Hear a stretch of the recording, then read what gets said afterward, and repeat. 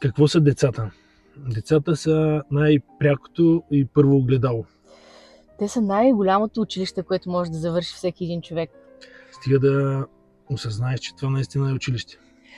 Ако родителите не разбират това, следват едни отношения на абсолютно неразбирателство, постоянна критика на децата, възмущение защо се държат така, кой ги е възпитавал, откъде са видяли нещо. А всъщност всичко, което са видели и всичко, което не ни харесва, всъщност е вътре в нас.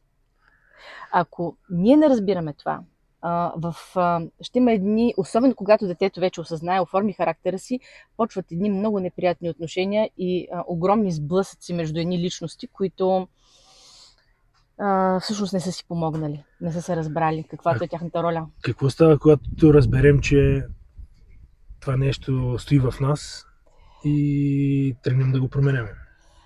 Когато с осъзнаване гледаме на нашето родителство. Какво се случва? Помагаме на себе си, помагаме на децата си и помагаме на рода назад, защото за да има някакъв проблем в нас, той е бил в нашите родители, в нашите прародители и така в целия род. Ние имаме тук, за да го изчистим. Можем да го изчистим единствено, ако имаме осъзнаване.